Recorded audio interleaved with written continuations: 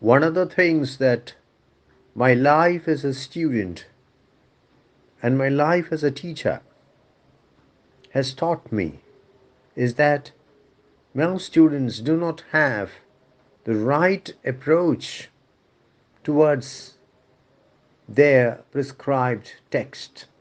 They try to read the text, they do not try to absorb it. The problem is that they are so used to reading things outside the syllabus, especially fiction, and they adopt the same approach towards their prescribed text. The prescribed text could be a full-length book, or the chapter of a book, or an essay, or if you're a literature student, a play or a poem. When you approach a prescribed text as you approach anything else, as you approach material outside your syllabus, the result is a disastrous loss of productivity. Today, I shall share with you the 10-step process that I developed as a student and refined as a teacher. The 10-step process using which you can absorb your prescribed text in minimum time. The process gives maximum results, produces maximum results in minimum time. The first principle is don't read your text. This may come as a shocker. I do not mean that you should never ever read your text. Don't read your text first. That's the first principle. Don't read your text first. The problem is that students usually jump into the text as if it were a swimming pool and try to read it as if it were a novel from the first page to the last page. There cannot be a more colossal waste of time from the examination point of view. There cannot be a more inefficient methodology of tackling the prescribed text. You should not read the text first. You should read everything else first. Before you read your prescribed text, you have to read everything else: the syllabus, the question bank, the previous year's question papers. My father, who was a great professor himself, used to say that you have to master the syllabus first before mastering the prescribed texts. You must get a clear picture of what is important from the examination point of view and what is not so important. You must have a distinct idea of the nature of the answers you will have to write. Will you have to write essays or short notes or one sentence answers or one word answers? It's only after you get a clear picture, a distinct idea of these things, that you should move to the prescribed text. You don't have an infinite quantum of time at your disposal for mastering the text. The text has to be contextualized. Are you following a semester scheme or a trimester scheme or an annual scheme? How important is the text? How frequently does the text figure in the question paper?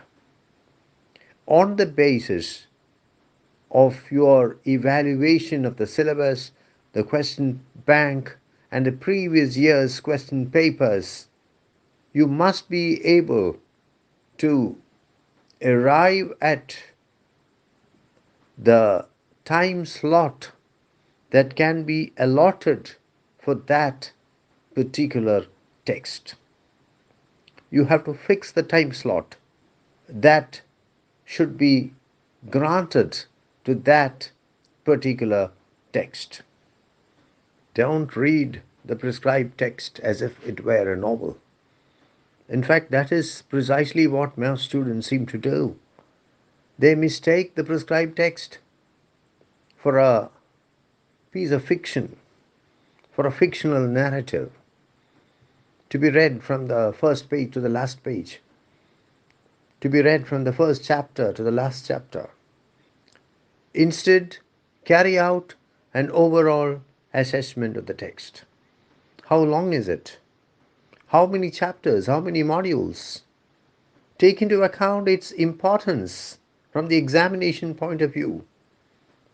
What is its place in the syllabus? How frequently does it figure in the previous year's question papers? Arrive at conclusions regarding the overall nature of the text.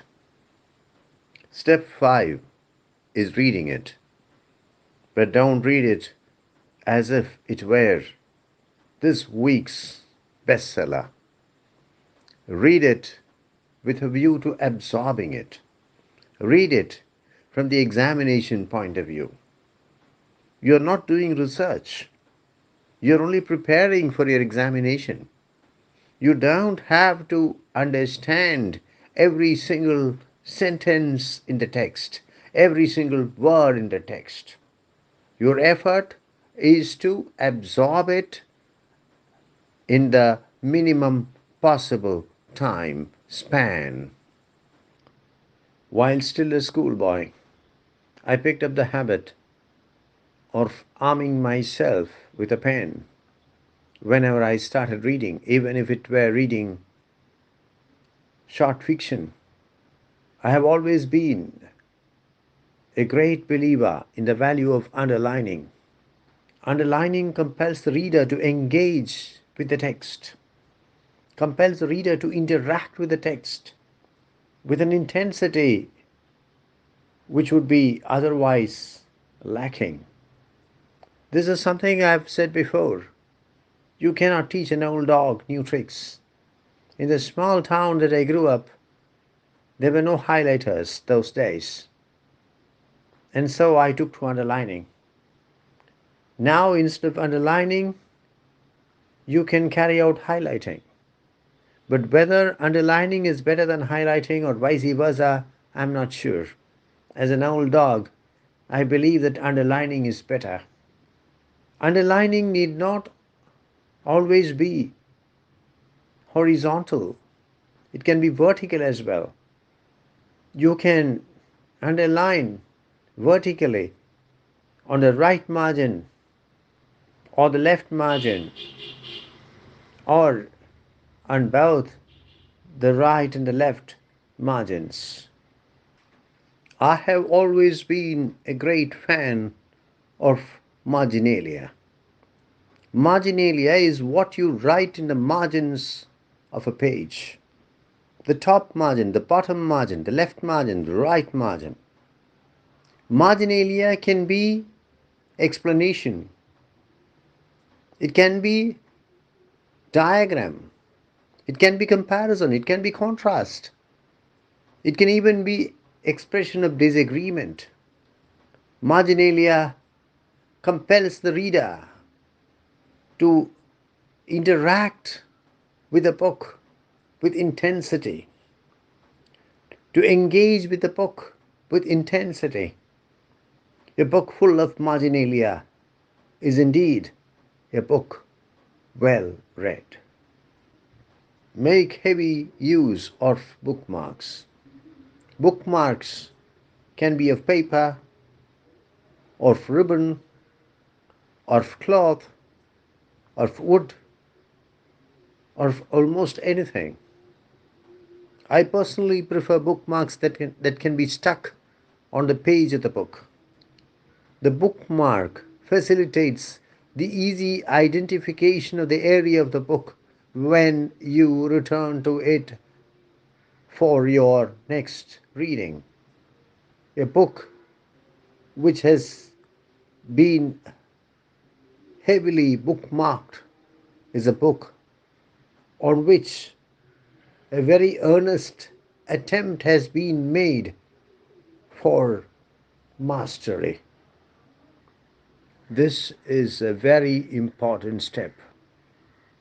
The notes that you prepare as you go through the text should be able to capture the soul of the text. Again, the notes, the nature of the notes, the shape of the notes, the structure of the notes, they're all dependent on the needs of the context. How important is your text? What is its position in the syllabus? What kind of questions can you expect from your text? How frequently does your text figure in the question papers? The notes that you prepare should be able to equip you to master the text within the given context, within the given academic context. The 10th step, the last step, should help you seal your mastery of the text. Return to the text, revisit it, review the text with the help of the material you have prepared, refresh your familiarity with the text, and carry out a thorough revision to strengthen your mastery of the text.